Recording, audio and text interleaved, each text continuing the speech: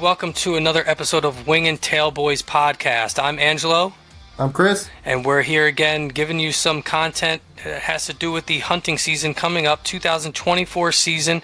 First and foremost, we'd like to thank everybody who's listening, all the people who've left reviews, 5-star reviews are preferred. Obviously, we hope that that's how you feel. We hope that you guys are enjoying the content. We enjoy bringing it to you. We'd also like to thank a lot of the people supporting the channel, and Over Hunting Fish being one of them. Helps us out a lot. This is their shirt right here for people who are viewing. They've got a lot of stuff from hunting, fishing, live bait. They do bows. They help fix up your bows, arrows. They got gun sales there. So if you're in the North Jersey area, definitely check them out. We also got some other partners like Dart and Bows. And Chris, you have a couple that I'm missing here off the top of my head. We got Dart and Bows. We have Fire Knock LLC for all of your arrow component needs. Also some accessories for your bows. We have Big D's Custom Shop over in Franklin, New Jersey. He deals specifically in archery, but also if you have if you're a bowler and you need some custom bowling balls made or custom embroidery, he could help you out with those as well. Been really excited to talk to you guys about this one. I think we talked about it on an older podcast, but Antler Grow is a product of micronutrients in liquid form that allows you to spray the same minerals that would be in a mineral lick, but to spray them on woody browse and in your food plots, and kind of get a little workaround for those states that don't allow baiting sites or mineral sites. Really excited about that. Yeah, it's awesome. We're going to be talking about today the season starting all around the country. For us, it's going to be opening up this weekend. We're going to be getting out there. It's actually tomorrow, so we're by the end of tonight we're going to be ready to go. So we're going to be talking about what a day of hunting looks like for us, from getting ready to getting back to our house. Everything from the moment we get up, and even sometimes obviously the day before. But from when we get up to when we get home, what happens in different scenarios, whether we see a deer, whether we don't see a deer. So that's going to be pretty interesting.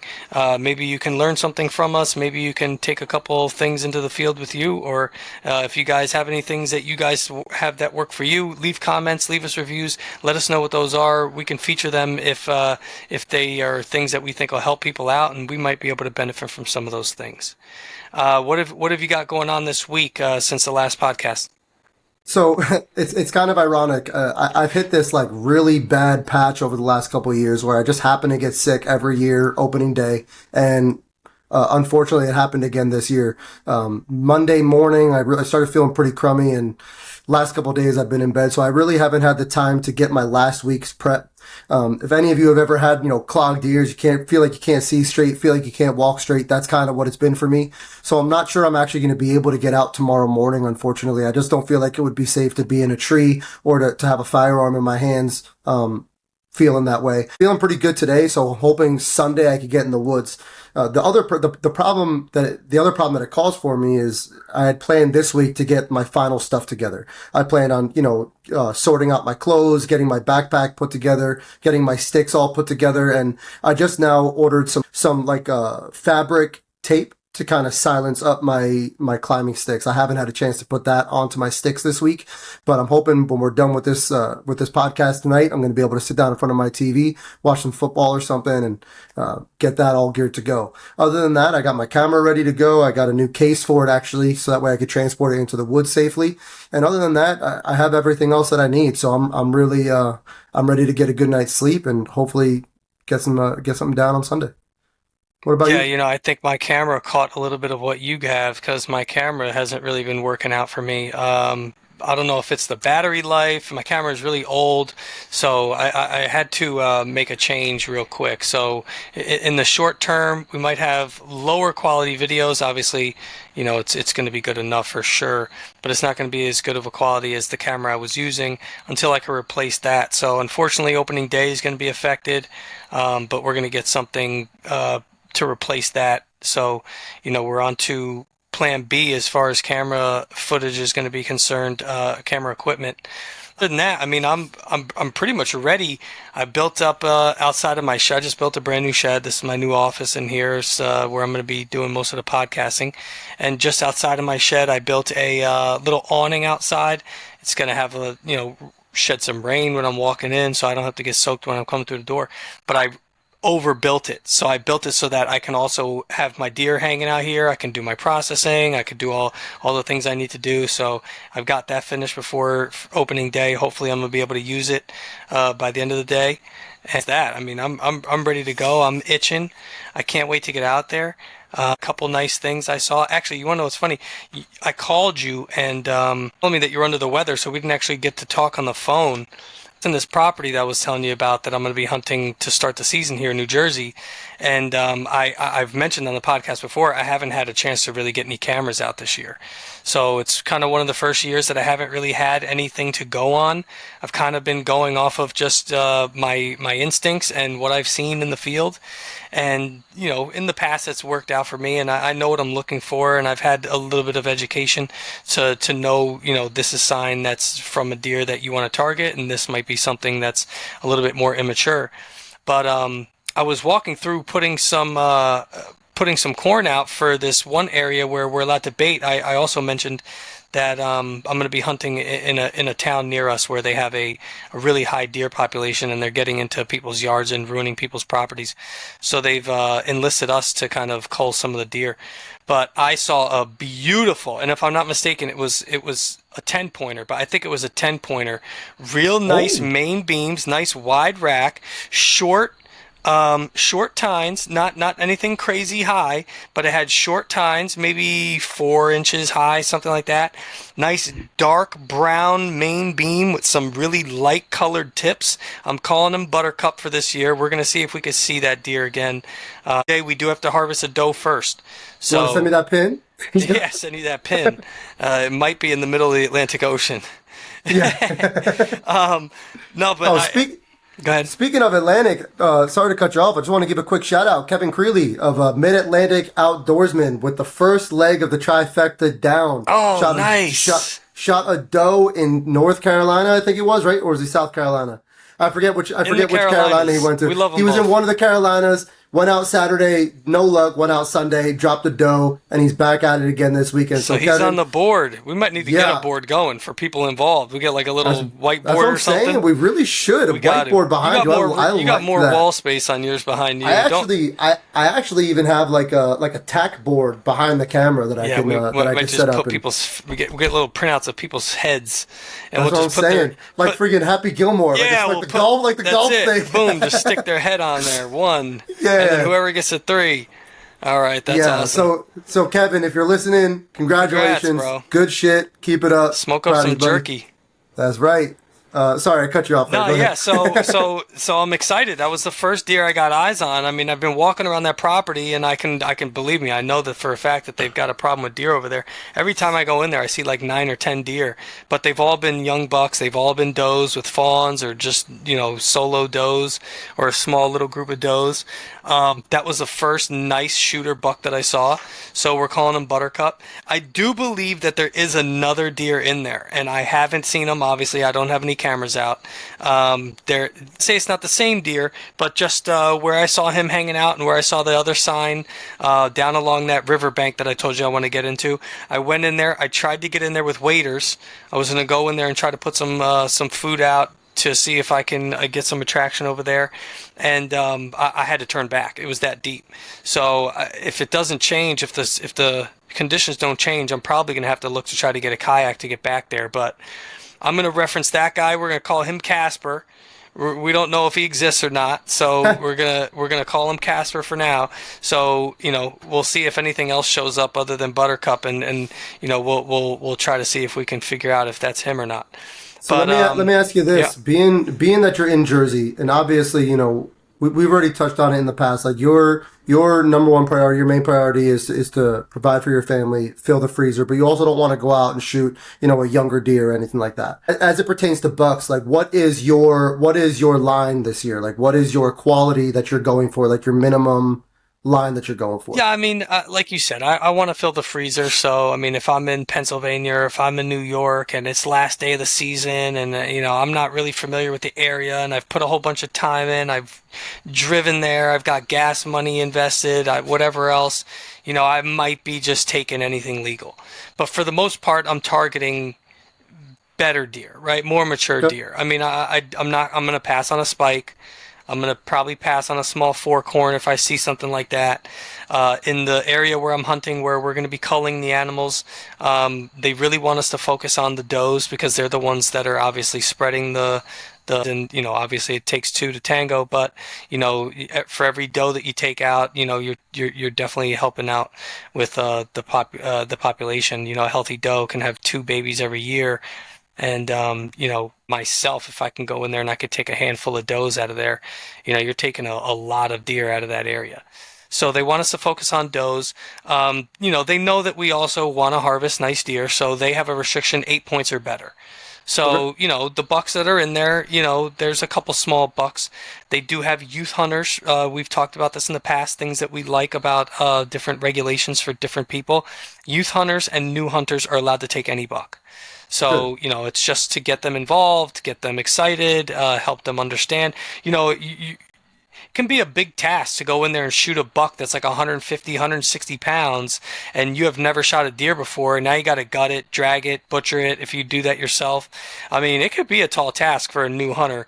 I'm not Sure. saying that, I've been there. All I'm saying is I've been there. I've shot the smaller deer as a new hunter, and I've learned and I've grown. I'm definitely targeting more mature deer, but there are certain situations where we're gonna, you know, maybe look to just put meat in the freezer you know, over looking for the biggest deer on the mountain.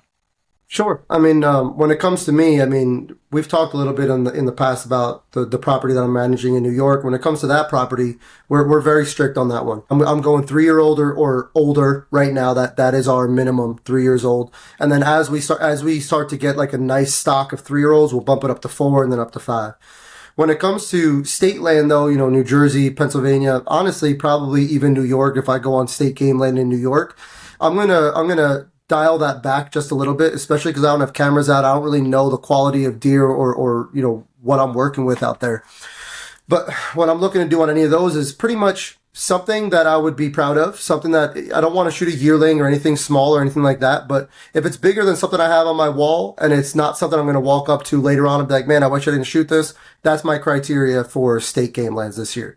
Especially last year, I got a shot on camera. I got the shot on camera. Unfortunately, I didn't get the recovery. So this year, I really want to focus on getting shots on camera, getting deer down, getting really comfortable, having filming and shooting and trying to do both effectively. Now, with that being said, if I have a shooter buck and I can't get the camera around, well, I'm probably still going to take that shot. Versus if I have a doe and I can't get the camera around, maybe I'll let that doe pass and wait again. You know what I mean? Take it on the situation. But as far as quality is concerned, I'm definitely have a different. I have a different goal for my management property versus the public land. Yeah, I mean, and there's going to be varying stages of hunter and that listening to our podcast. There's going to be people who are new, so don't feel like you need to be intimidated by all the trophy hunters that are out there that maybe, they don't understand that we've all been there before, right? So it's like we've all been new hunters, and we want to make sure that people get the experience, just like for us, right? We have a little bit more of a criteria to meet, but you know what, now we're also filming our hunts. This is going to be Right. something that's new for both of us, and we need experience, right? So the more deer that we could shoot on camera, the better for us. So Right. I'm very fortunate to have this area where there you have an overpopulation of deer. We're not going to be passing deer on that property as long as it's legal deer for us. If it's 8 points or better, if it's a doe, I mean, there's a couple bucks in there that I know that are nice, and I still have to abide by the laws of the state that I'm hunting in. So I am only allowed one buck per season in this state. So I might not shoot like a small basket 6 pointer if it walks in front of me, or even I'm sorry, a small basket eight, even though points or better is the criteria. Knowing that there's other deer in there, I Right. probably will wait till I harvest a better buck, to maybe go after some of those legal bucks that are in that area, just to not put as much pressure on the property. But I mean, if we hunt and we see a doe and there's really nothing to worry about around, like a buck nearby that we might spook, I'm taking a shot. I want to get as many shots on camera as possible this year so we can get comfortable. My camera that I was using is not going to be in the field with me, so I have to learn this new camera on the fly. Buttons are in different spots. It might be a little bit weird for me to kind of get used to in the first couple of hunts, but I'm going to maybe do a little, maybe I'll hunt not hunt, but maybe I'll film like a squirrel or something just while I'm Yeah, sitting there with downtime, just trying to yeah, get myself, B-roll. yeah, just something, anything to kind of get myself used to it, kind of see if I can follow the animals without making any noise, without, making any sudden movements and hopefully, blend into our surroundings. But, Great practice for that. If if you have if and I know you have a dog, or if you have a neighbor with a dog or whatever, if there's like a park or a field nearby and you can just let the dog run around, it's great practice. Just bring your tripod out, or even if you can set up your camera arm on a tree, like on the edge of the park, and just follow the dog around and film it, and work on your focus and all that stuff. Like that's a really great way to get like realistic practice, if that makes sense. Also, to touch on what you said earlier, you had mentioned how not to be discouraged or feel overwhelmed by people talking about mature bucks.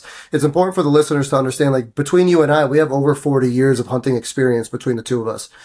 So we've talked about this in the past, so we're not going to we're not going to go too deep into this, but you and I, we've had this level of hunting that we've been accustomed to for most of our lives, and now we're at the point where we want to elevate that. We've found, the deer. We found lots of deer. We know how to find doe. We know how to find the younger bucks. Now we want to elevate ourselves and try to find those more mature, the different caliber deer. Everybody might not be at that level, and that's okay. Just find enjoyment in whatever level of hunting you're at, when you're at it, and do what you can. yeah, and what's really great too about that though is like, yeah, we had experience, right? We've hunted, but we've never hunted with the mindset that we are hunting now, right? We're Exactly. not paying as close attention to detail. We were younger kids. So, to say that we have experience is one thing, but a lot of those years you're spent kind of just, maybe lost in your thoughts or kind of distracted by what's going on around you, and you're not really paying attention. A lot of times we were put in our spot by an elder or like a father or a grandfather or an uncle. So, yes, we have a lot of experience, but, we're also, like you said, we're taking it to the next level, but that's because of our mindset and what we've learned over those years. So I would say for new hunters, don't think that the gap between our skill level and yours is huge. I would say to get to where we are now, for somebody who maybe is serious about getting into hunting and maybe has maybe the same mindset as we do now, you'll catch up to us where we are at this point in our careers faster than Yeah, we're probably going to get to where we want to go. that's very Right? well So put. you're probably going 100%. to catch up to us. So, if you're following along, listening along, like these are little things that we're going to be able to help you kind of get to where we are, because anybody can go sit in a tree and wait for a deer to come by, right? Like, even if you don't know where you are, if you haven't looked and scouted around and you hadn't really looked for any sign, you might just climb a tree and the wind might be wrong, right? Wrong for maybe a sit of a more experienced hunter, but that doesn't mean that a deer can't come from where the wind is correct. A deer can come from anywhere, and there's a lot of Exactly. things that happen on a daily basis. Well, I wouldn't say daily basis, but there's a lot of days that I would have during my hunting season where I see a deer come in from a completely unexpected area that I thought, and I'm supposedly, you know, educated on the Right. terrain, on the area, where deer are coming from, what they're going to. So it really is. It's a guessing game, really. At the I end mean, of it, you just got the to truth. take the chance out of your guesses and make it educated guesses.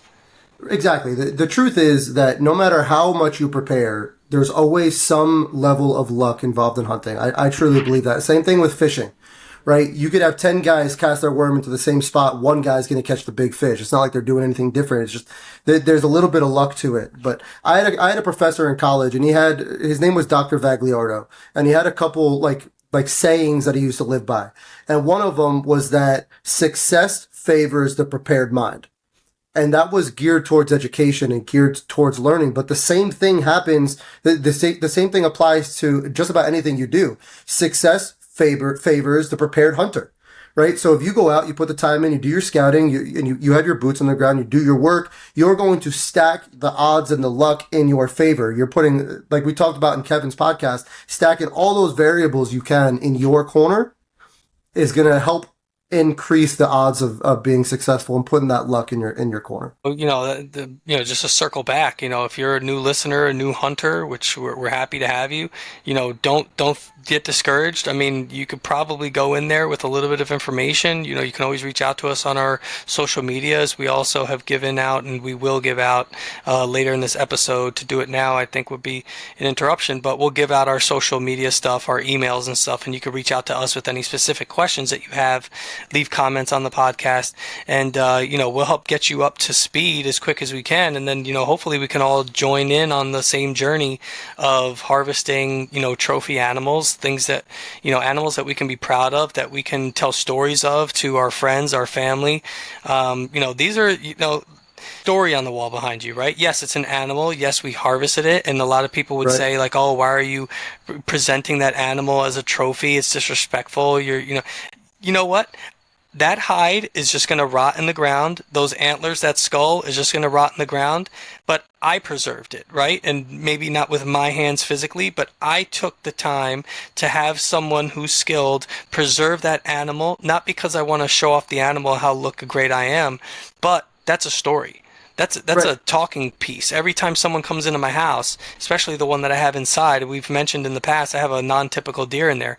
So many people ask me about the story. So many people that don't even care about hunting, just because of the nature of the antlers and the deer is just all scarred up. I mean, that's something that's valuable to me because I cherish that in an animal, right? So we've talked about, especially in the last episode specifically, we talked about how hunters probably care about these animals, if not more, just as much as, people who are like, animal activists.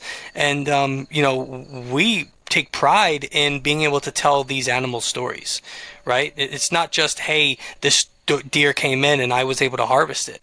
There's so many things that you can find out about the animal once you have your hands on it that you're able to then pass on those stories to other generations that You might know, you're inspire other people. 100%. And, this isn't even where this, this podcast was going to go, but I'm actually happy it did because I was actually just thinking about this recently. Like this deer on my wall, it was, there is a story involved in it. And the cool thing was that summer I didn't have time to go out and scout. Normally we'd go out and put corn and put our cameras out and whatever. But that year I was so wrapped up in college and my job that I just didn't have the time to do it until like 2 weeks before the season or a week before the season started. I went out, I put corn out or whatever. And all of it right away, I got this picture of this really nice deer. And we went out opening weekend, first weekend in Jersey. Got my in Jersey, you have to earn a buck. So I had to shoot a doe first, tag my doe opening weekend. Until a certain date.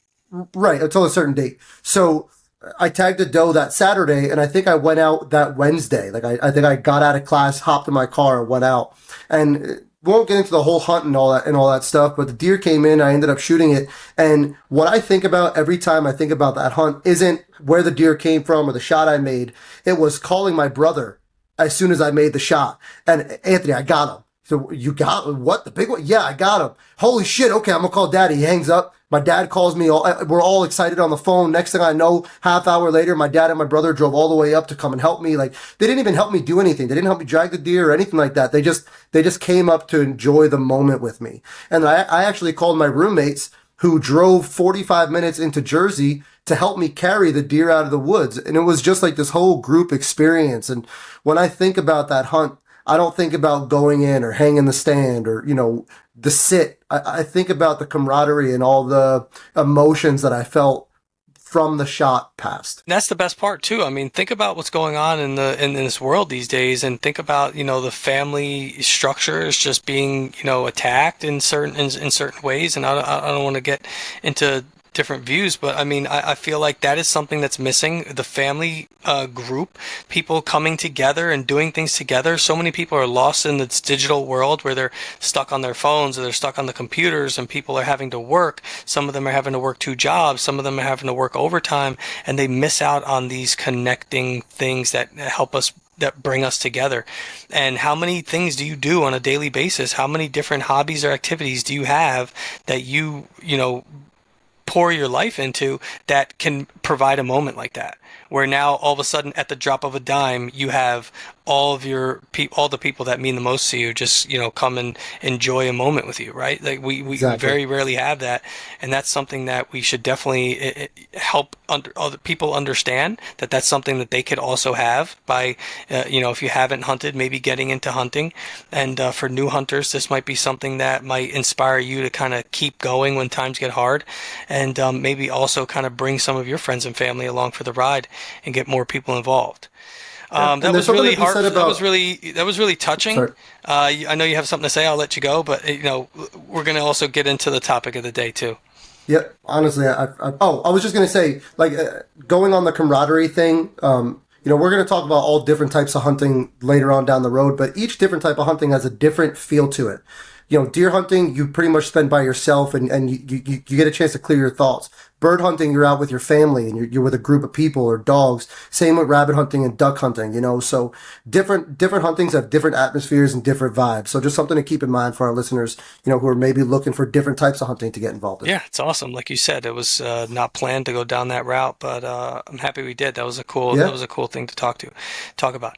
All right, so the reason why we are having this podcast today is because we want to talk about what a day of hunting looks like for us. So specifically, let's just start with the night before. I know I have a lot of things to talk about on that front, so we're going to talk about the day. But are you doing anything the night before special?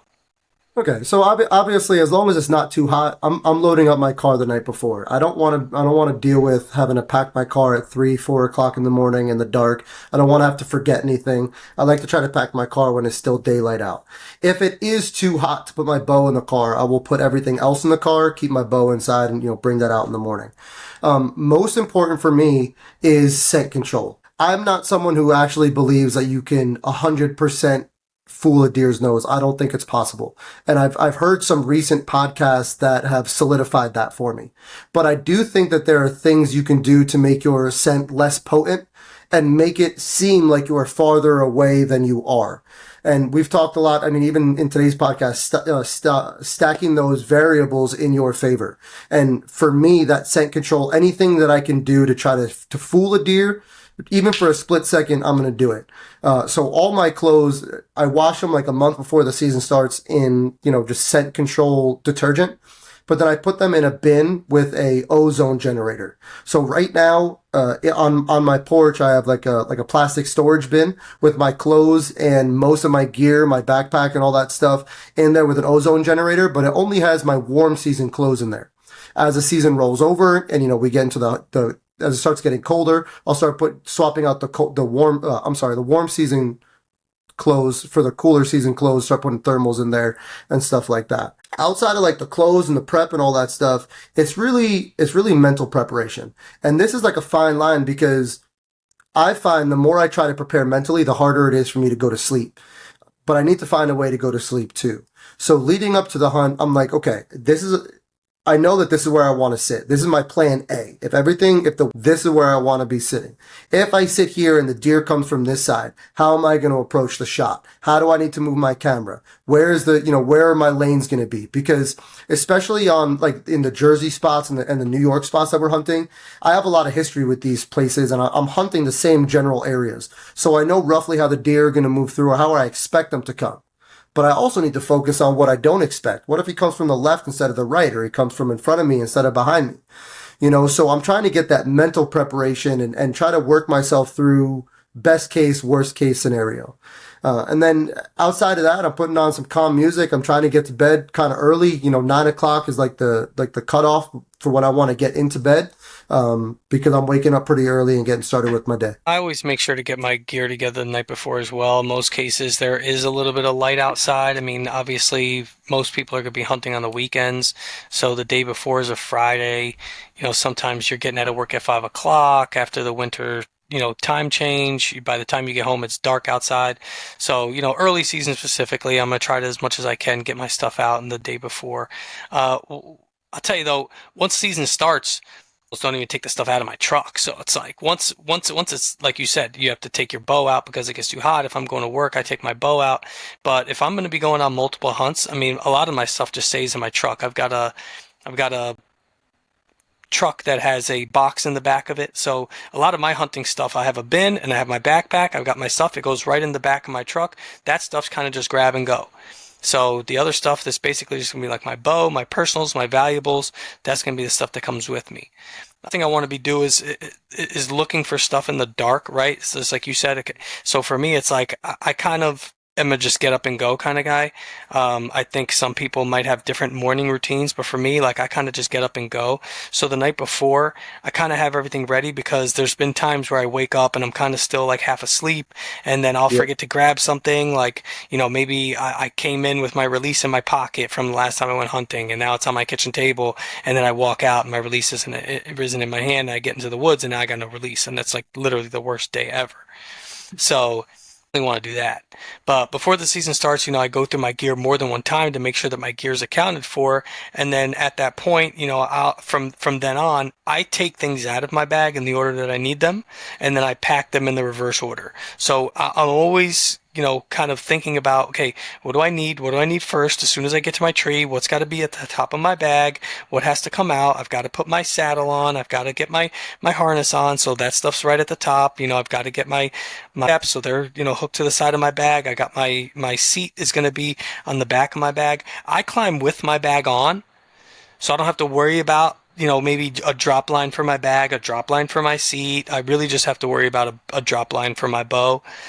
A lot of that stuff is all packed in, and that's just something that I go over one more time, make sure that that stuff's there, because again, it can be very annoying to leave something home, whether it's like, an extra layer of clothing, because, if it gets too cold, I want to be able to warm up. If I get wet, I want to be able to change into something dry.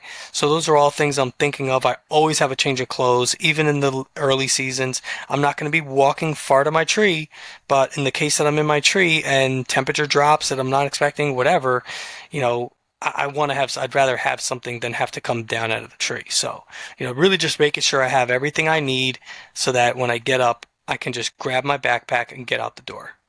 Okay.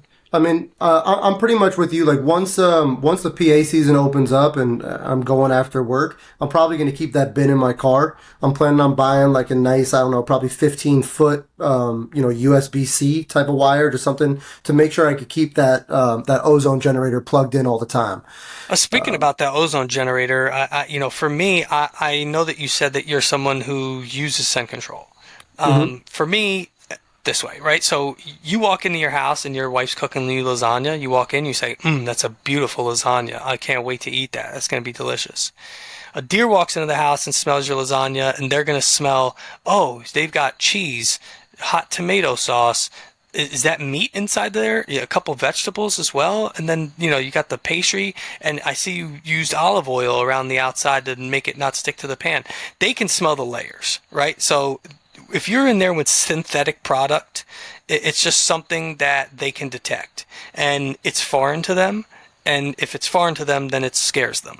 So even though you have scent control things, sometimes they have like scent wafers that you could put in your bag and stuff like that. What I like to do actually is, towards the end of the season, I don't really do it too much in the middle of the season, unless I just leave it in there. But I'll actually take some fresh pine boughs and I'll just stick it in my bin with it. Yep, So there's done just that like a before. fresh natural pine scent. Right, a couple pine cones, I'll throw it in there, leave it in there, trap it in there. I use the airtight bins. I think anyone who hunts probably does. If you don't, it's still just as good. Traps the scent in there. That's like a natural scent that they're used to. Off too crazy, but I know that you were using the ropes for the mock scrapes this year, and one of Yeah. the things that you had to do is we had to season them. You had to leave them outside. You had to let Oh them lose their yes, yeah. scent, and you had to let Yeah, them those are get that bad. natural Yeah. scent. So I'm basically doing the same thing. I want the fibers of those fabrics to kind of absorb the natural scent. I mean, there might be an argument that says, oh, now if you're sitting in an area that has no pines and now they smell the pine, I don't know if I want to go that crazy, but I'd take that chance over, maybe using something that's got a synthetic smell and then they can tell the difference.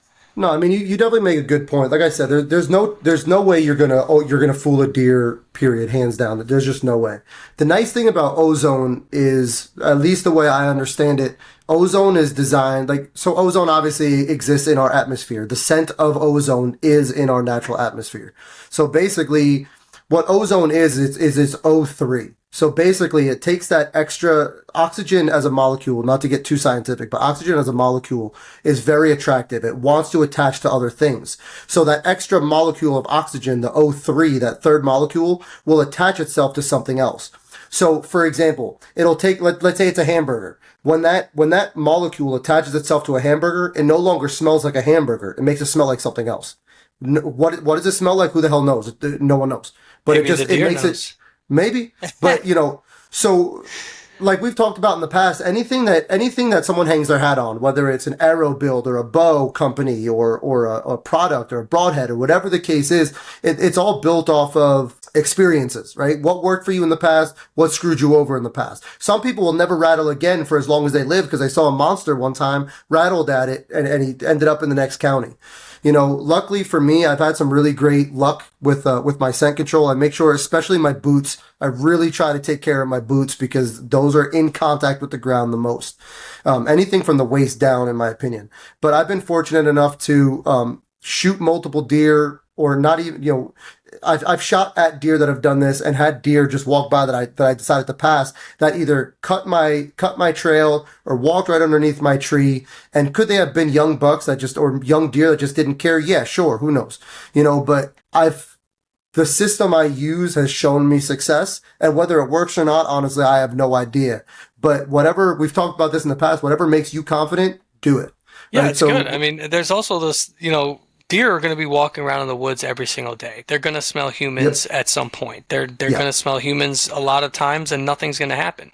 So just because they smell you doesn't even necessarily mean that they're going to run. A lot of times they need two senses out of the three or, whatever else they use. yep, They usually use sight, smell, and hearing. But usually they need two to trigger them.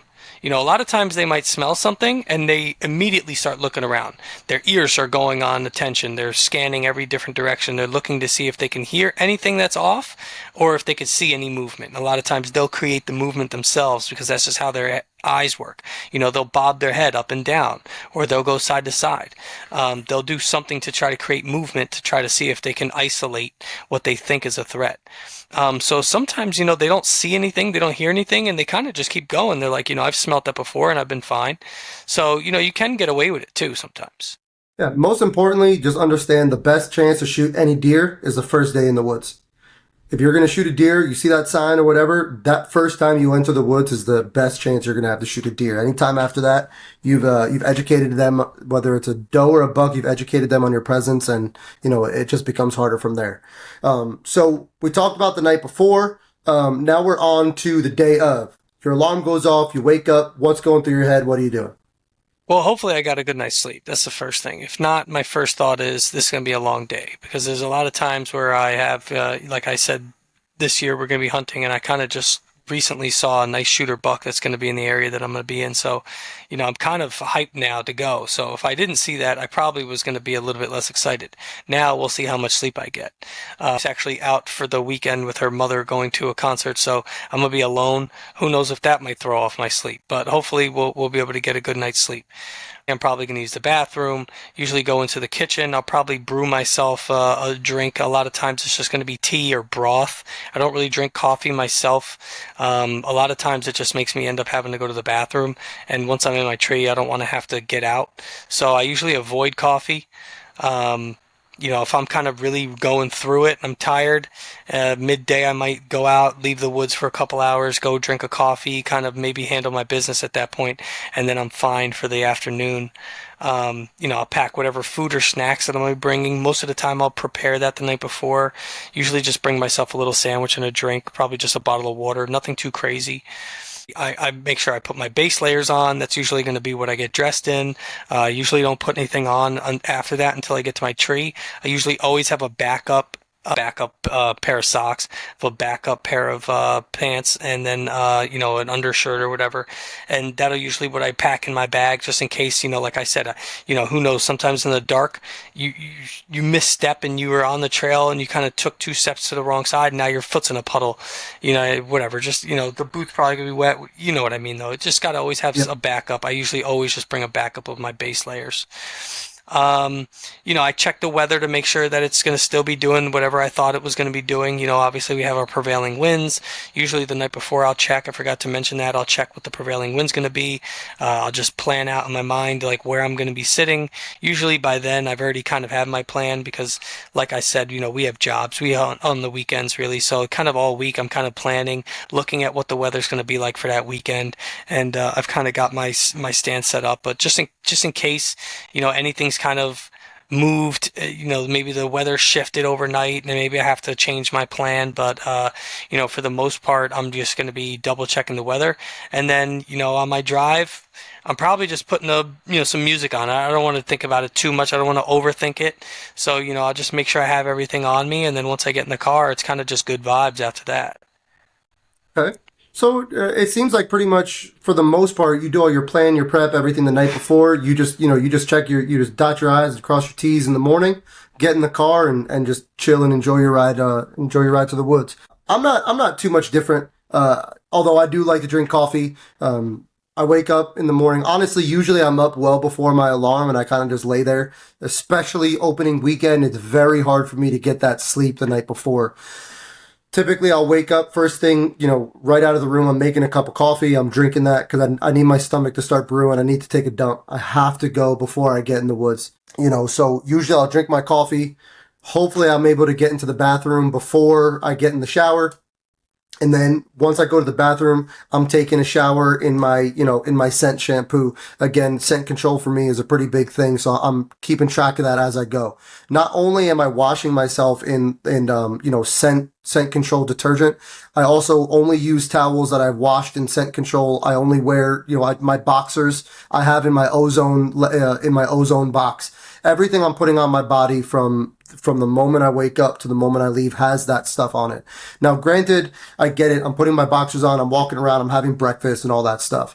But it's still less scent than if I had washed it in Downy or something. You know what I mean? Or at least that's the way I look at it. So I'm waking up. I'm having coffee. I'm going to the bathroom. I'm taking a shower and I'm having breakfast. I'm not going into the woods on an empty stomach. Outside of that, I'm not really getting dressed in everything. I'll speak on my public land stuff. My private land routine is just slightly different. Excuse me. My public land routine is different than my private land routine. When it comes to public land, I'm honestly probably putting on a pair of boxers, a pair of shorts, and a t-shirt, and that's what I'm gonna wear on my drive to wherever I'm going. In my truck, I have an ozone generator in my actual truck going, so that way my scent is under control on my way to the woods as well. And, all that stuff isn't for nothing. I'm trying to get gas the day before. I don't want to stop anywhere, man. I don't want to get gasoline on my shoes. I don't want to get any outside smell on my body. When I leave my house, I want to go from my house to where I'm parking, park, and get out. For me, though, the ride to the woods, I'm very big on music. I mean, I've played an instrument my entire life. I really don't do anything without music. So I tend to have songs that I like to listen to for different types of hunting. I know it sounds Eye funny, of the tiger. but yeah, no. Let's see. So a few years back, I would say 10, 12 years ago, these country artists put out an album called the Bone Collector album. And they were all songs about hunting and fishing. And one of the songs I love to listen to when I'm going deer hunting is called Opening Day. It's just a story about opening day, a father and a son going out to hunt together. And then another one called Yellow Acorns, where they're baiting in a state where it's illegal and the game warden catches them and it's like a funny kind of thing. So just something to kind of get my head in the mood. We talked to Kevin about having a process, a pre-shot process, a post-shot process. I like to try to extend that to my whole day. I want to have a process that I go through as I'm going hunting and as I'm getting closer to my spot, I'm trying to get myself closer and closer into the mindset that once I get there, I'm ready for action. And that's cool. I mean, yeah, everyone's probably got their playlist. I got a couple of songs that get me hyped up too. One of my new ones is "In Oklahoma," the new Twister theme song from Luke Great Combs. I mean, I song. love it. It Yeah. just gets me fired up. I just want to slam on the gas whenever I hear it. Rare, just Shout out raring to to Luke go. Combs. But yeah, that's a good one. That'll probably be in the playlist this year. I'm gonna have to add that. Okay. But when I get there, I usually have already planned out my access. I'm really big on access. That's one of the biggest things for me. Early season, that's kind of the one thing that I focus on most. I like to take every single season, even though a lot of times, like you said, there are some properties that I'm hunting for. This I've hunted it before. There are patterns that change, so I usually like to have my first sit be my most conservative sit. It's a long season. Be hunting this property pretty much every single day after work during the beginning of the season, so I'm going to be having a lot of time in this spot, so I don't want to go too crazy. It does look like it's almost impossible to access this property actually, once the middle of the day comes. Just the prevailing wind kind of keeps them guarded, and then the only other way would be in is from private property. And because I don't have access to that private property, not right now at least, it's almost like impossible for me to kind of get behind them without me letting them smell me or whatever. So it's going to be tough to kind of figure out a plan. I definitely need to get that kayak going, so that's going to be that. But I always have my access. So one of the things that I'll do as soon as I get there, I'm going to be visualizing in my mind, thinking about what time is it, how did I hit any traffic, which mostly I never really do in the mornings, and then how much time till sunrise, and how long is it going to take me to get there. So briefly I just visualize like what it'll look like, and then estimate the time it'll take. I always want to give a little extra time to get to my stand in the dark. It always takes me a little bit longer than it does in the day to get to my stand. So when I walk to my tree, I want to walk with purpose, but I'm also working slow enough to not work up a sweat. I already told you, I'm really big on, staying dry, to have too much scent. Obviously, I don't do too much with scent control, but I don't want to push it either, right? I don't want to. Right. I'm not going to sprint to my tree. I'm going to be walking fast enough to get where I need to go. I'm not going to be diddling around. I'm not going to be shining my light into the woods trying to see if I see eyeballs. You know what I mean? Like I don't want to alert anything. I'm just going to have my light down at my feet. Obviously, if I hear anything, I'm going to be a little bit more alert when I hear something. But you know, I'm not going to have too long of a walk in this spot that I'm going to. So, I'm going to walk to my tree with purpose. At my tree, I'm going to get up. In most cases, I will change maybe like my shirt. I have my backpack on, so my back will be a little bit of sweaty. A lot of times I won't have to change my socks or my pants unless I have a longer walk. If I have a longer walk, then I'll probably have to change my socks. My pants are usually the least thing that I change unless I walk into a puddle, like I said. So it's light enough to do my pre-shot practice. Once I kind of I don't know if I'm getting ahead of what we had lined out here, but once I get to my tree, I get up there, and then I sit until it gets light out, and then once it's light out, like you said, you're practicing your shooting lanes. You said you were visualizing it at your house. I have it now in front of me, so I'm looking down my different lanes, making sure if there are any limbs that maybe I missed that I didn't realize when I was going to be that high up that now they're in my way. I just try to always kind of look around and do my pre-shot process. I'll take a I'll pull my bow back, make sure that there's nothing. So I'm actually going to be in this cluster of trees tomorrow. I actually didn't even climb it yet. This is one of the first times that I've been to a place where I'm going to be hunting in a tight spot. There was really no really good trees, and all the good trees had poison ivy everywhere. So I really had no choice but to pick this little cluster of trees. And the best one is leaning off to the side. I don't know how that's going to be with me in it. Get high enough, I can get into the front trunk, right? I can get into the front of the cluster, and then assuming I have enough space, I'm going to be able to, pull my bow back and still be able to have the same range. So that's going to be something that's very important for me, because it might actually be an instance tomorrow where I might actually have to change my setup once it's light out, once I kind of can see what I can do. So, Sure. I'm going to have to do a little bit of like on the fly maintenance when it goes there, right? And then, again, look down my shooting lanes, identify any obstructions, and then I use my range finder to, range a couple different things, just make sure in case I get caught off guard, I know that tree's 30 yards. I know this bush is 25 yards. I know this at that angle, this at this angle, and in case I turn around, oh wow, there's a deer there, and I didn't even hear him, and I don't have time to now range, and I just got to turn the camera on, get my bow. I say, okay, well, you know what? He's standing next to that tree, and I range that tree at 30 yards. If he takes 5 steps, he's going to be at 25. If he takes another 5 steps, he's going to be at 20.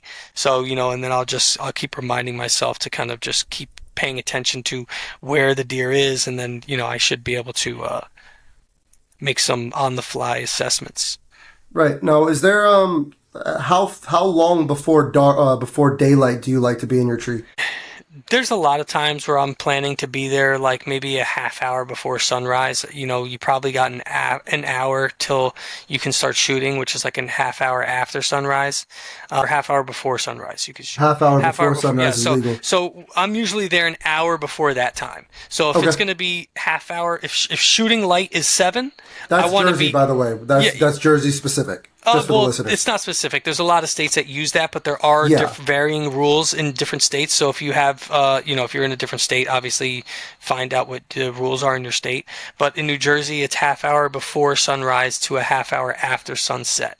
So, if half hour before sunrise, which is first light, first legal shooting time, I'm going to be at my tree usually an hour before that time. Now, Okay. am I always there at that time? No. Sometimes, sometimes I'll just be at the top of my tree and it'll be that time. I'm usually never there later. I'm always there before first shot. I'm usually in my tree before first shot, but there Right. are times where maybe I miscalculate and I'm up in my tree at first shot. Okay. All right. So for me, kind of the same. I don't like to get dressed. Actually, I used to get dressed in my truck. My problem is I sweat like a freaking animal. I don't understand it. I don't get it. It doesn't take much to make me sweat. So what I started doing last year was only putting on my base layer, regardless of how cold it is. I'm only putting on my base layer and walking into the woods. I almost always wear something long. If it's 80, even if it's 85 degrees out, I'm going to wear the thinnest long pants I can and the Man, you thinnest have long to with sleeve these shirt I can. bugs. They are Yeah. relentless. Yeah. I'm just not a guy that's going into the woods in short sleeves. It's just not going to happen. So I'll walk in the woods in the thinnest layer I can that's going to keep me safe and comfortable and get to walking. When I get to my tree, I'm probably going to, this is the first year where where I have to set up my hang on without getting dressed. So I have to decide, what I'll probably end up doing is set up my hang on and then get to the bottom, get dressed real quick and then climb up for good. But regardless, I'm not going to get dressed until I'm at least at my tree.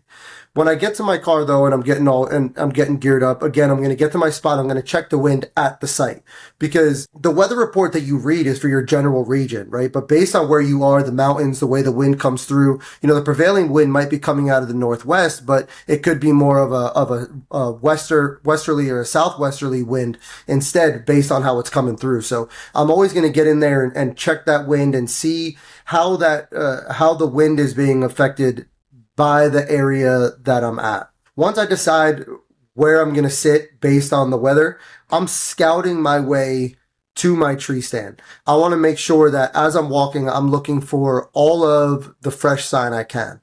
And I'm usually sometimes walking with my phone in my hand too, and I'm making sure that I'm putting this data into my apps. So I'll be walking through. I want to mark the fresh scat. I want to mark the rub sign. I want to mark the scrapes.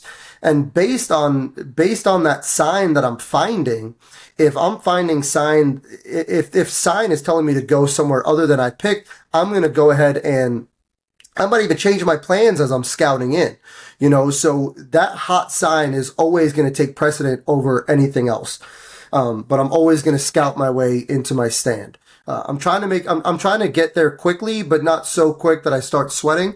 And I'm just taking my time. I'm watching around this year, for Jersey.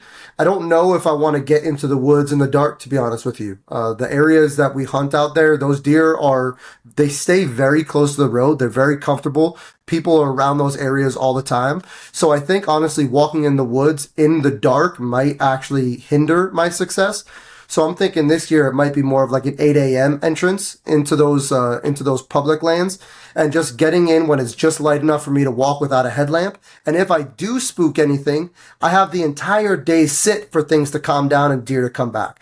That's the number one thing I love about hunting in areas with higher human traffic is that the deer are used to humans. And as long as you're walking on the path, which I'm going to do until I get to a spot where I have to cut in, if you bump deer on that trail, they're going to come back.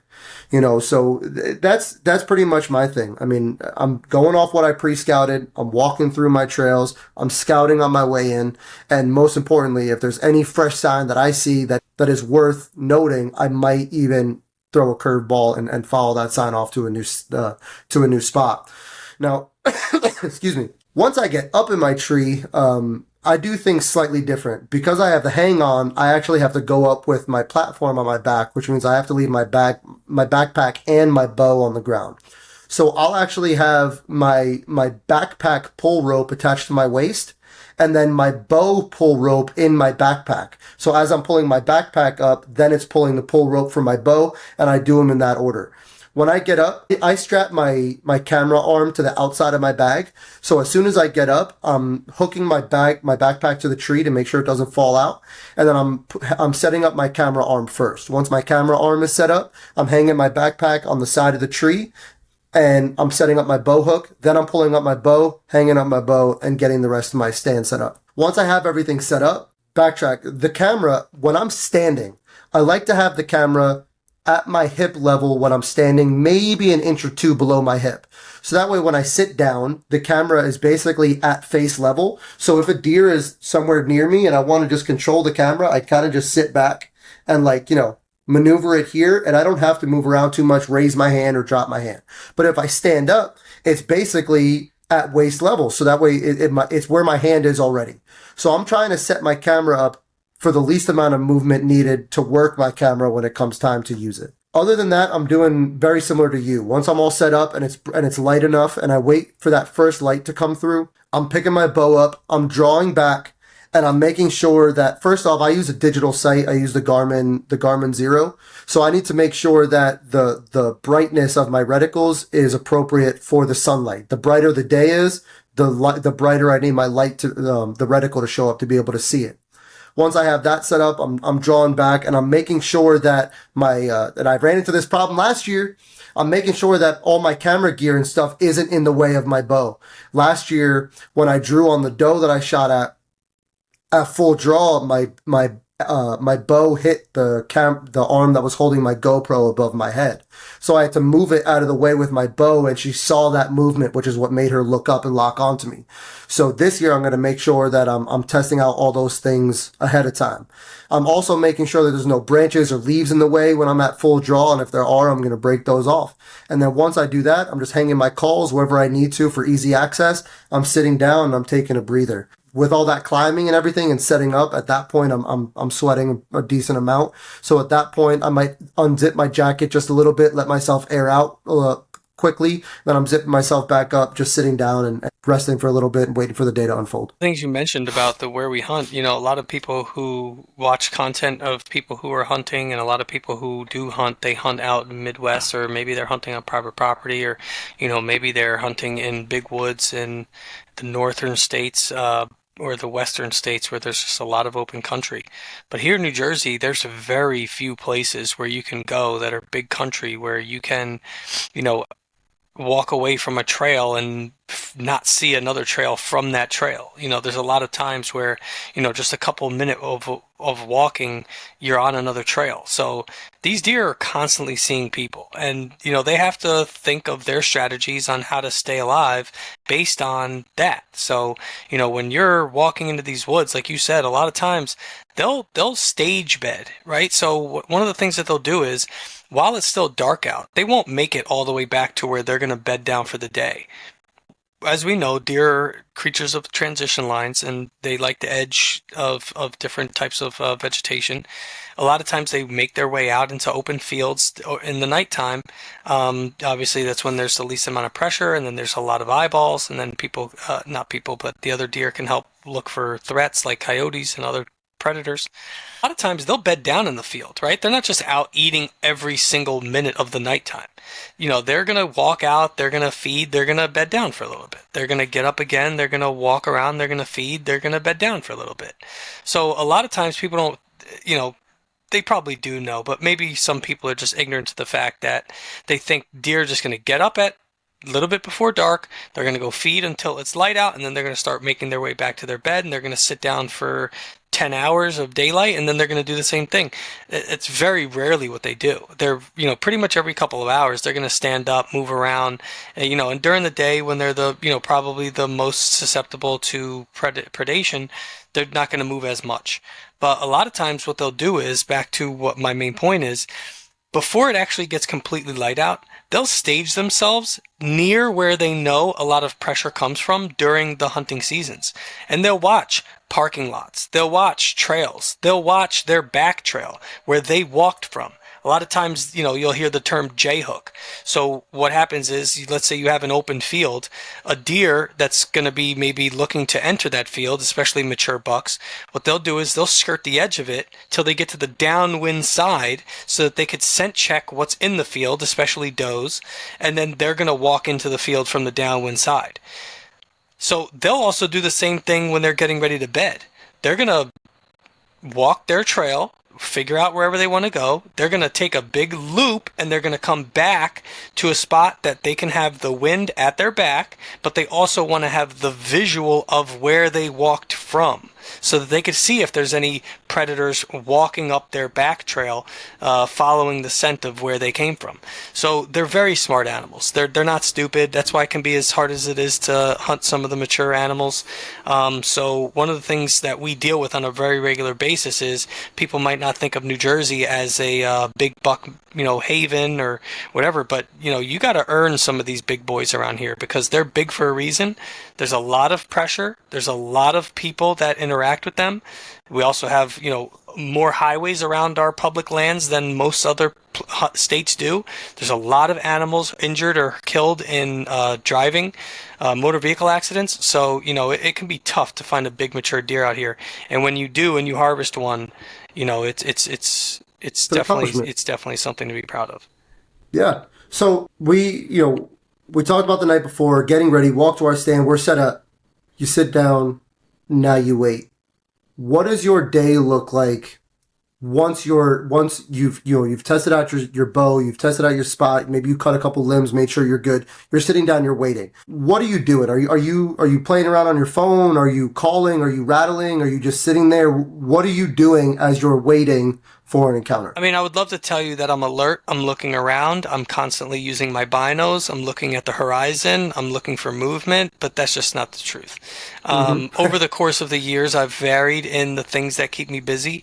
This year, though, let's talk about what's going to be happening this year. I'm really hoping to get a good amount of my book finished. I've been writing a book. It's a fiction novel. It's going to be based on, a couple that's in a it's almost like a dystopian novel where there's I would say like there's like end of the world looming, and it's like a survivalist novel. It's going to touch on a bunch of different topics. It's hard to really kind of I didn't even know about classify this. it yet. I've got a couple chapters written already. It's been something that I've dabbled in here and there, but I really it's a main goal of mine to, in the downtime this year while I have time in the woods, to really kind of focus in, keep the phone out of my hand. It's something that I have done in the past. I'll play a little phone games or check in on some football scores or whatever if I'm hunting on a Sunday. But this year I really want to buckle down. I want to use that time to myself to really invest in a lot of things for myself mentally and hopefully financially. Who knows? You write a book, anything can happen. But that's something I really want to focus on. So, in addition to me probably talking myself out of shooting some squirrels, I'm going to be writing, hopefully, or thinking about writing, and intervals of whatever time I feel is needed, I'll be checking and scanning for deer. Okay. There you go. I mean, now for me, first off, I didn't even know you were writing a novel. That's freaking awesome. Kudos to you. Best of luck, because that's great. For me, my ADD is through the roof. I need to be doing something all the time. So it's very tough for me to keep my phone out of my hands, whether I'm texting someone, sending a video. But the cool thing about having the camera in the woods finally is it gives you something to do that is still geared towards what you're in the woods to do. You know what I mean? So like, for example, last year I had two different bucks, 2 days in a row, literally walk straight under my tree, and both bucks, two different ones, bedded literally in the exact same spot in 2 different days back to back, and it was really cool because the one day the buck was sitting there chewing his cud and was just kind of just took a nap there for an hour, and I just got to watch him. I paid attention, like when he heard a noise, what he did, how he reacted, which way was he facing, which way was the wind blowing, and the buck the next day did the exact same thing, which was awesome. It was really cool to watch. Now, not to get too personal and get too far into it, but over the course of my life, I lost a relationship with our Lord and Savior Jesus Christ. And this year, for whatever reason, I've kind of found my way back. So I'm really hoping that this year, spending that time in the woods alone in a tree, that I get some time to kind of spend with him and just kind of reflect on my life and the things that he's been able to give me. So I'm really hoping Amen. to spend some time giving back to that wherever I can. Outside of that, I've always been afraid of calling. Simply because I haven't had the experience and I haven't had the time to practice in the sense of not really being around the mature deer and stuff like that. But over the course of, I would say, the last 10 years, I found some success. So the 8-pointer that I shot that's on the wall back here, I called him in with a grunt call early season. I knew that there were a lot of young bucks that hung out in the area, so I adjusted my call to like a young buck grunt, and I used that to let him know that those bucks were in the area, and it just happened to work. I've done that with 2 or 3 other deer that I've shot in the past. Then when I was living in New Hampshire, it's the only deer I ever rattled in. I was using a rattle bag. And as I was rattling to my left. And as I'm rattling, I look over to my right, and he's just freaking staring right at me, 25 yards behind me. He came in from behind. So there was nothing I can do. So thinking back, I've had success. I just don't know that I'm doing it the best way. And I've recently listened to someone talking, I think it came from the Southern Outdoorsman podcast, and they referred back to a podcast that they did in their early days. I forget even what podcast number it was, but it was basically a masterclass on calling. And the guy was talking about how he will literally grunt every 5 to 10 minutes the entire day that he's in the woods. He just uses a little tending grunt, like a burr, burr, burr, and just goes right to left, left to right to left, to kind of give the illusion that there's a deer walking around and the sound is changing. Especially in some of these areas that I'm pinpointing this year, I'm looking to hunt the edges of clear cuts or the downwind side of clear cuts or down the bottom of the ridge where, deer are feeding up on top and catching those bucks scent checking down below. So this year I really want to try to incorporate some non-aggressive, like regular calling throughout the day. I think that's something that's going to keep me a little bit more alert, having something to do in the woods and kind of keep my hands busy. One of the things that we wanted to touch on specifically is one of our tactics for when deer come in. So, having a pre for before they come in and doing that is cool. But, for me, I actually haven't had that much luck calling. I will not call unless it's the rut. That's how I am.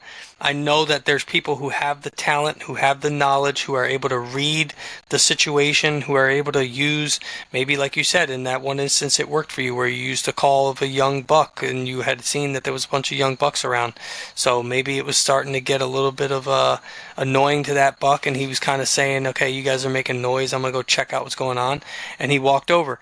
For me, I really only have luck when it's during the rut. And funny Oh, speaking enough, of, yeah, go ahead. sorry to cut you off, man. I can't believe I forgot to mention this. On our private property, I mean, I've been sending you pictures of that 10-pointer that we call posts on our property.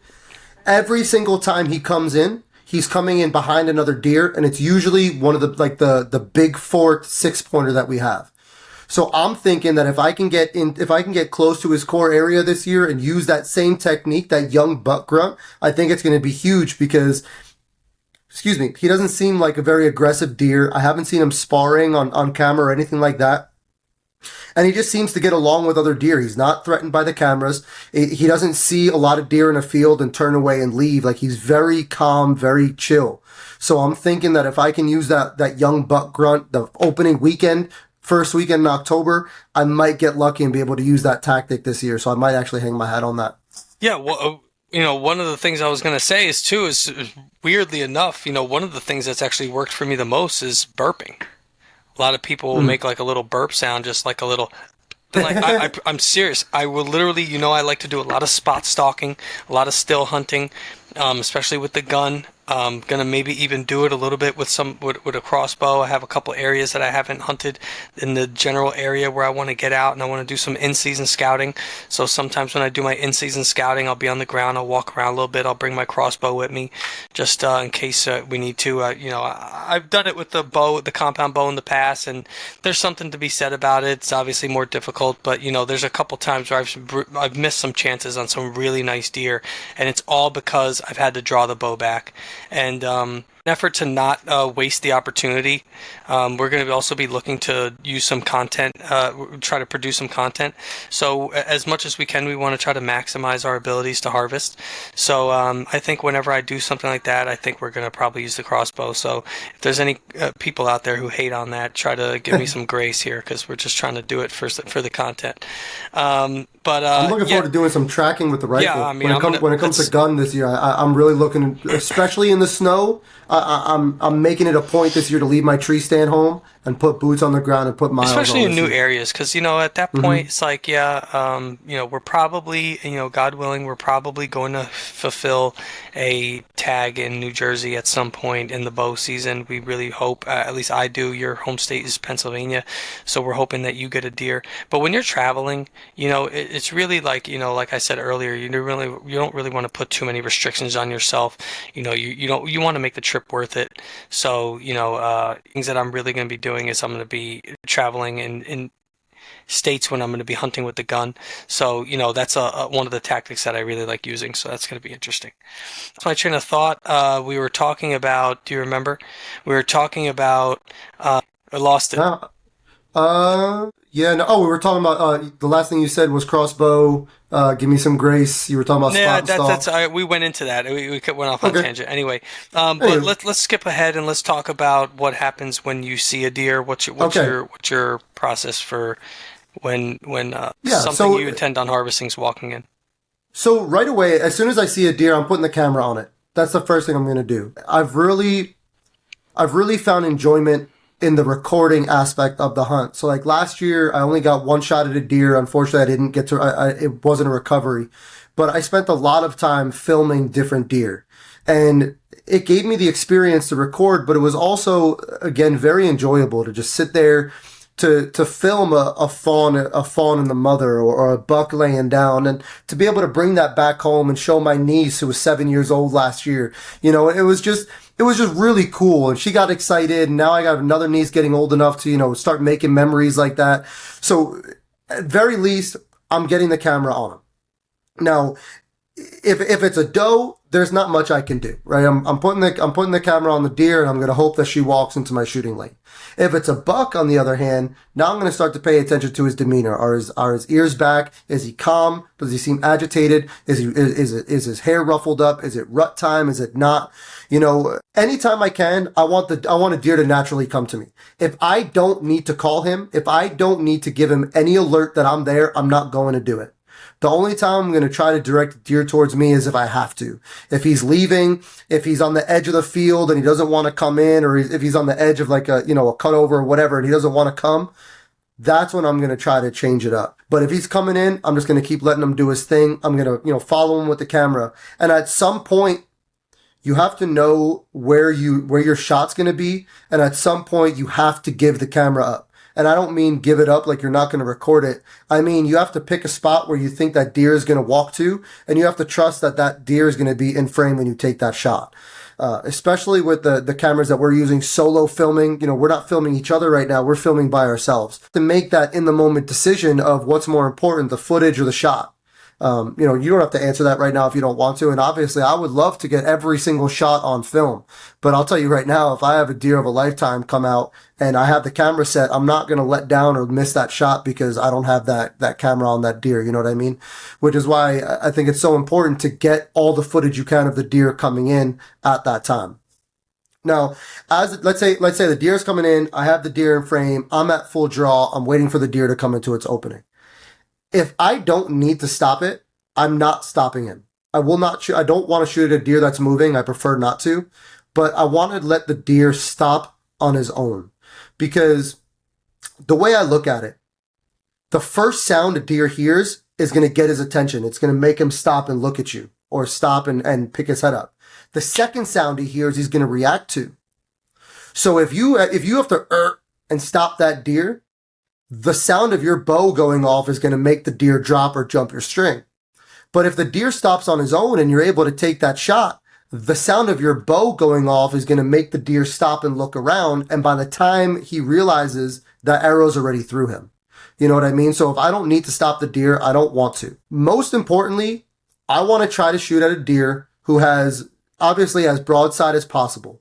But if the deer is quartering to me or broadside, I want the lead leg, the front shoulder to be stepping forward. So if the left side of the deer is facing me, I want that left leg forward if I'm taking a shot. That's just going to allow, that's just going to open up the vitals. It's going to bring that leg and that shoulder bone a little more forward, and it's going to open up the vitals a little bit more to the bone. Lastly, in the perfect ideal shot, I do not want to shoot at a deer who has their head down. When a deer has their head down, they can use their head as a fulcrum, and they can drop their body ridiculously faster.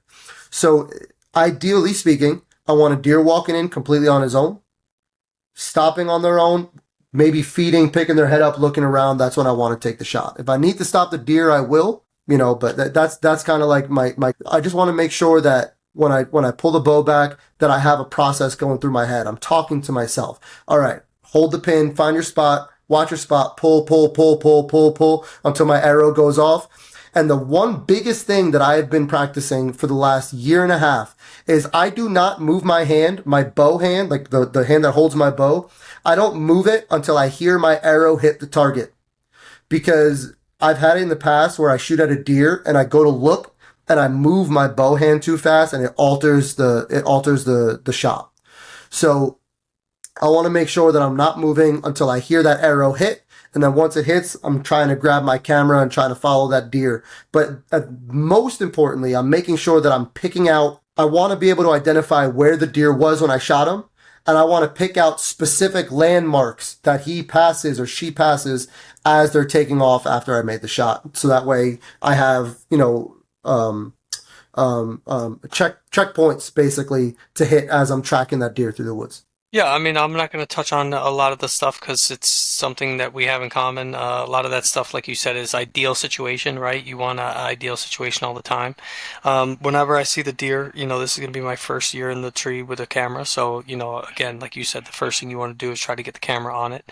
So, usually you have a couple seconds anyway, unless they're sprinting by you, but usually you can get the camera on it.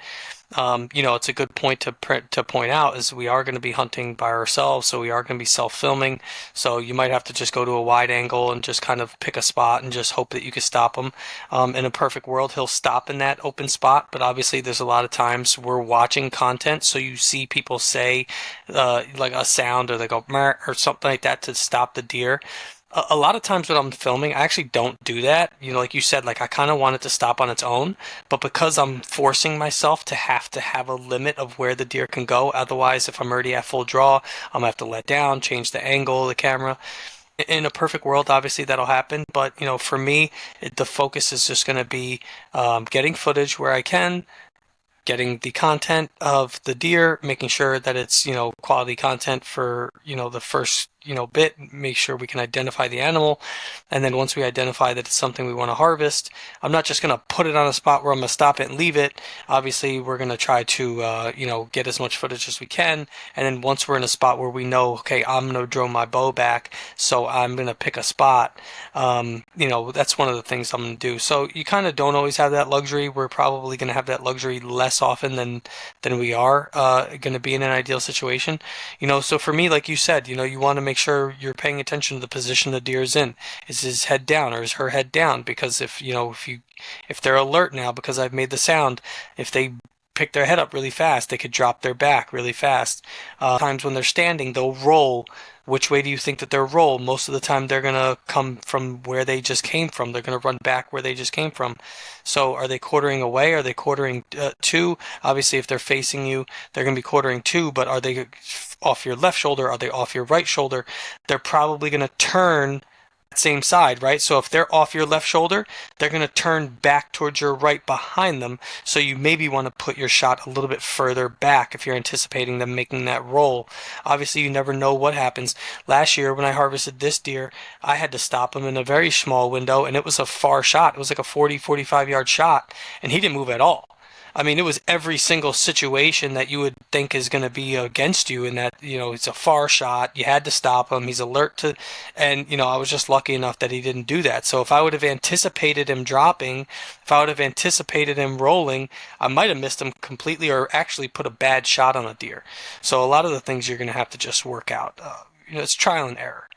Best shot, always be trying to analyze what is the best shot for me. So if you do have a quartering away shot, you're not going to want to aim for the heart. You're going to want to aim for the opposing shoulder, because you're going to be coming through the vitals. It's probably not going to be the best shot for you to take if you're aiming for the heart, because if they do move, now you're either in the shoulder or you're completely missing if they do that roll. But if you aim for the outside shoulder, you might still get in there. A lot of those things are what you're thinking. You want to be through the vitals. You just don't want to hit a specific one. You want to get through the vital cavity. And, so that's something that I'm focusing on is where they're going to be coming to, where they're going to be getting to, where they're coming to where I could stop them, and then what position they're going to be in when they get there. And I want to anticipate that so that I could say, okay, well, when they stop, I need to be looking for this, because there's a lot of times where, you're looking, you're waiting, you're just waiting for them to get there. You almost have empty mind. You're kind of just distracted by the fact that the deer's there, and you have to kind of constantly remind yourself to do those things in your mind where it's like, okay, I see the deer. I know I'm going to harvest it. Where's going to be the best spot for me to harvest it? Does it look like it's walking there? If it's going to be walking there, what position is it going to be when it is there? If it's quartering to, if it's quartering away, I need to take that into account. I need to make sure that where I aim is going to give me the most devastating damage to the Yeah, area. I'm trying not to be too vulgar or too gruesome, but you want to make sure that you're maximizing the area lethality. Yeah, that you're yeah. I mean, where was I going to go? I had a thought in my head, and I just lost we're it, losing it today. and I hate it when that happens. We were talking about Going away and making sure that it's in the vitals. it's gone. Yeah. It is. Oh, It by the way, is. It is what before, it so is. maybe it'll come to you while I'm talking. It came to me before while you were talking. When I was talking about the fact that I didn't really call a lot. And something that's worked for me was me just vocalizing with myself, just like a little burp, a little grunt, a little young buck grunt. Because usually when you're walking through the woods, you're making noise. You're never going to be silent. A lot of times you're making noise. And, when deer walk, sometimes they're doing that little small grunt. They'll just, you know, make noises. So when a deer hears a noise, like we said earlier, you're always going to be looking for maybe two triggers in order to really get spooked. So if they hear you, you know what I mean? If you're not giving them the type of cues that they want, they might be saying that doesn't sound like a deer. But if I'm walking and I'm like bat, or I'm not gonna go crazy into making the sounds, but if I'm Yep. making small little sounds like that, that might actually work in your favor, and then Yep. they might keep their interest for you to get a little closer. There's actually a technique. They actually make a product that does it. But if you take like a Lay's potato chip bag and put it inside of a Crown Royal bag and crunch it, like play with it as you're walking through the woods, it makes the same noise as walking through the leaves. So if you're walking through the woods, crinkling that bag, or even just sitting in your tree stand and blowing your grunt call, it gives the illusion of a deer walking and grunting. It just gives that realism to it. But I remember actually what I was going to There say. you go. You listeners have never felt or never needed the level of discipline that you need in that last minute before you take your shot. Because every second you want to take that shot, every second going through your head is, man, I got to take the shot now. It might be the last chance. I got to take the shot now. It might be the last chance. And sometimes it is so hard to give them the extra 10, 15, 20 seconds to walk into that opening. You got to give it to them. You owe it to yourself. You put in all that time. You spent all that money and time and effort and sweat and blood and tears over the summer scouting and prepping and doing all this stuff. You spent all this time sitting in the stand. Don't try. I know it's a lot easier said than done, but try not to blow it in the last Don't 30 just don't rush seconds. it. Just be Yeah, yeah. patient. It's just Enjoy it. it's This is something that we exactly, enjoy, so enjoy it. Just enjoy exactly. I understand it sucks to have a deer walk, and like you were saying, like, earlier you're saying you don't use a call unless you absolutely need to, and in some instances, like if you're trying to draw them in that last, sometimes that's detrimental. Sometimes you're letting the deer know that you're there, and it might just be better to just bite the bullet and hunt them another day. If they're Yep. across a field and you're on the other, different story. But I mean, if they're Yeah. 50 yards away and you're in the woods and you grunt, and then he looks over and there's no deer standing there, it's they're smarter than that. We got to Yeah, give for them sure. credit for being smarter than that. And if it was me in there and we were looking, we are doing some sort of manhunt. Obviously, I'm not saying that we're looking to, you know, hunt anyone down, but I'm saying there's in a game. Let's say you're playing manhunt. You know what I mean? If someone's trying to attract me over to the side and I look over and I don't see nothing, I'm gonna be on edge too. I'm gonna be something sketchy Exactly. over here.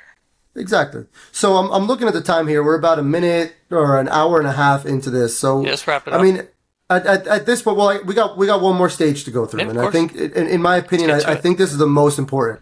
So I think whether you shoot when you're in the tree, you shoot a deer. I think everybody's doing the same thing. Everyone's getting excited. They're making their phone calls. They're doing their thing. Whatever, right? You go, you recover the deer. You have your celebration. You take your pictures or whatever.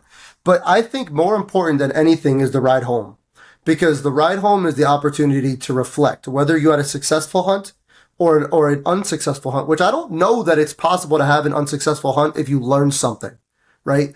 But that ride home is the opportunity to reflect on the day. What went well, what didn't, what do you want to repeat next time, what do you want to change? So I've had the opportunity to kind of go first a lot today. So I want to give you the opportunity now to go first. What is your ride home like? How do you reflect on your hunt, whether it was successful or unsuccessful? And how do you use that to prep for the future? I mean, if I've got a buck on my hood and I've got my harm out the window and I've got try that in a small town blasting and I'm, you know, living on Easy Street, I mean, there's really nothing else to explain there. You know what that feels like. You know what I mean? You get to your house, you hang your deer, you take your pictures, you call your neighbors. Very rarely reflecting on the moment of how I harvested. I'm more just enjoying the fact that I put all this hard work in. It came to fruition, and I don't want to say basking in my glory, but I'm really just enjoying it. That it's kind of the way I really want to put it is I'm enjoying the moment.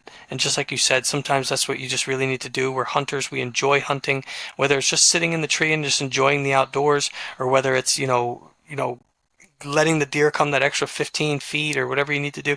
Just enjoy the hunt. And when you harvest, enjoy the harvest, enjoy the feeling because it's very short lived. It's a long season and it's very far and few between the times that you get to feel that feeling. So feel it.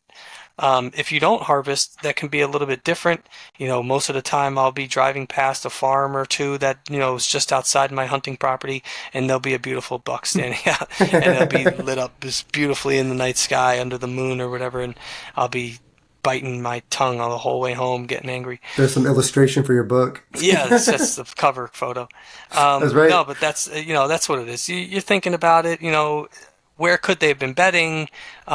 Where could they have been thinking about going to? Where the food sources? If they didn't come this way this time, why didn't they? If the wind was right, if the wind didn't switch, just playing all the scenarios out in my mind. Where could they have been? If I'm in this situation again, is it smart to hunt in the same location? Should I move? Should I be in the next ridge?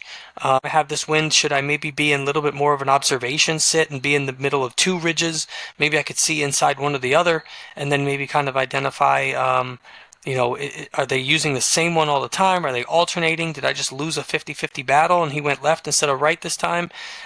So some of those things are going to be what I play through my mind. Maybe, we've said it multiple times in this podcast. I hunt on the weekends. Most of the time I'm hunting, and during the week I'm at work unless I can hunt early season after work. But a lot of that I'm gonna do during the week too. I'm gonna be thinking about how to change my strategy. But one of the things that I've learned over the past couple years too is honing my skills is just not overreacting. We've all just recently watched the first weekend in football, right? The NFL has just been coming around too, and a lot of teams that we expected to win lost, and a lot of teams that we thought might lose won, and then now everybody thinks that those are the best teams in the league, and the teams who lost are going to be the worst, and we know that there's going to be a bounce back. So there's always like an overreaction week one, and then you're going to kind of get to the middle of the season and things are going to level out and things are going to be a little bit more easier to predict. And I think that that's the same thing with the hunting season, right? So the early season, you're going to kind of maybe have a couple things happen, but it's probably better not to overreact and kind of just let the season play out and just trust your gut more than anything. Trust your gut. Trust the sign. You mentioned earlier, if you see fresh sign, maybe it's better to just get off the what you were going to do in your plan and hunt the fresh sign. Right. For sure. And for me, if I have a successful hunt, it's a lot of the same. On the way home, I'm probably calling. I have my primary people in the woods. When I shoot a deer, the first person I call is my wife. I mean, same thing with your wife. I mean, being hunters and being in the Call my woods as wife. much as we are. What? You call Yeah, that. absolutely. Grammar. Yeah. But it's like first off, I want to give a shout out to our wives, man. They're so supportive, and they give us the freedom. Not that we don't have the freedom, but they give us the time and the space to do this, and they support us, and they're excited when we do well, and they're excited when we get home with a harvest, and hats off to them for sure. But the Yeah, first we person love I'm you. I calling, was gonna say $20 to the first person who get their wife in the woods, but I think you're farther along on that one than I am, so I don't want to I mean, propose that maybe bet. I don't want to propose a losing bet. I've already gotten her in the woods hunting wise though. She's That'll helped me never scout. happen. She's helped me hang a tree So stand before, okay, but okay, same. the My wife was mosquitoes actually with chased me. her out of there. So funny story, but just real quick off topic. When her and I were dating when I was in college, I brought her into the woods with me because I wanted to take a hang on down and go move it. But the hang on that I was going to move had been in the tree for like 4 or 5 years.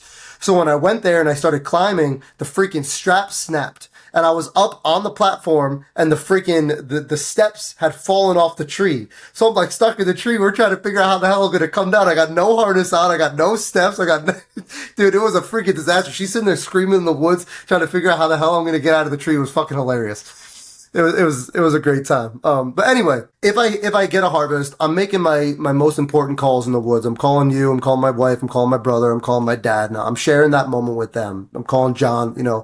I'm calling the core guys when I'm in the tree. On the way home, I'm calling the boys and bullshitting, hey, this is what happened, telling the story. But as I'm telling that story, I'm picking out the key points. Where did he come from? Why did that deer come from there? Where were they going? Why were they where they were when they were? Because if this spot was successful for me today, it can be successful for me next year in the same time of the year. So I want to make sure I'm making those mental notes of how that happened. Outside of that, same with you. There's not a whole lot of reflection going on with a successful hunt because I'm worried about how I'm going to get home and how I'm going to butcher it and what I'm going to make for dinner that night. Usually backstrap. Usually backstrap is on the menu the night of a harvest. When I don't harvest a deer, it's a little bit different. It's, did I do something wrong? Was there something I could have done different? Was I maybe not in the right spot? Or if I saw a deer 100 yards away, why were they there and not where I was? And what should I look for next time I go scout? And I say a lot, and I'll say it again on this podcast today and other times, excuse me, that the only mistake you can make in life is not learning from a mistake. And the same thing goes for an unsuccessful hunt. The only unsuccessful hunt that you can have is a hunt where you learn nothing. If you go in the woods and you spend 10 hours in the woods and you walk out of there and you don't come out with at least one piece of knowledge that you didn't have when you went in there, then what were you even doing for those 10 hours that you were in the woods? You know what I mean? So it's always about marking down what went well, repeating it, marking down what didn't go well, trying to tweak it for the next time and figuring out how it went well. Now, the third scenario that we haven't touched on, which unfortunately I had the misfortune to go through last year, is if you do get a shot, you do hit the animal, and you can't recover the deer. Now that's a completely different thing, and that threw me through a loop last year. Man, excuse me. I've been hunting deer since I was about, I don't know, 14, 15 years old, give or take. I'm 33 years old now. Last year was the first year I hit a deer and did not recover. Every other deer I've ever hit, I recovered. And it hit me like a ton of bricks, man. I felt like shit. I really did. And it wasn't just because I hit an animal and I couldn't recover it. It was also because of the shot I took. The deer came in 10 yards, 12 yards max, full frontal, staring straight at me. And I made the we talked earlier in this podcast about how I'm talking to myself as the deer is coming in. So as the deer is coming in, I said, okay, I'm going to shoot this deer. She's walking right to me. I picked up my bow and I said, okay, I'm going to wait for her to pass me. So I drew on her as she was walking in. She hadn't seen me. And then once I drew and I hit my, the GoPro, I had to move the GoPro with my bow. That's when she saw my movement and she looked up at me. In that moment, at full draw, pin on her chest, I had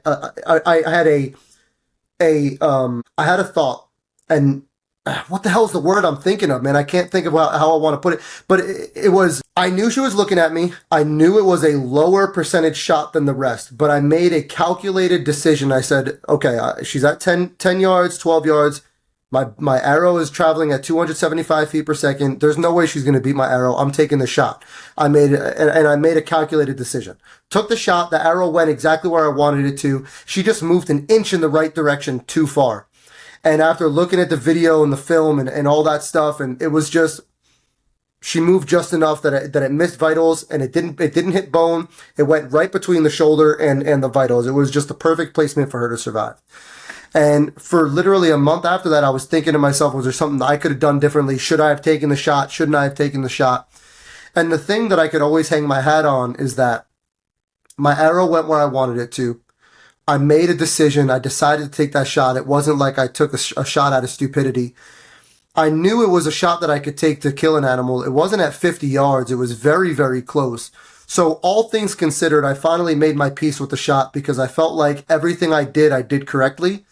And the animal just beat me. She did what she was supposed to do, and she beat me. It is what it is. Would I take that shot again in the future? Honestly, I don't know. I think it's going to be another in the moment thing. I think in the future, if a deer were to be looking at me frontal, I don't think I'm taking that shot. If I have a frontal shot and the deer isn't on alert, I'll probably take that shot again because, like I said, it went where I wanted it to. And if she hadn't jumped the string, it would have been a perfect shot. So, again, really bad situation, but I don't look at it as a failure because I was able to learn something from it. I learned a little bit about myself, learned a little bit about deer, and I'm going to use that moving forward to improve as a hunter. Great. That was a really good episode. I think that we touched on a lot of things. I think we helped paint the picture for a lot of people of what a day of hunting looks like. I think a lot of people are probably going to have similar things.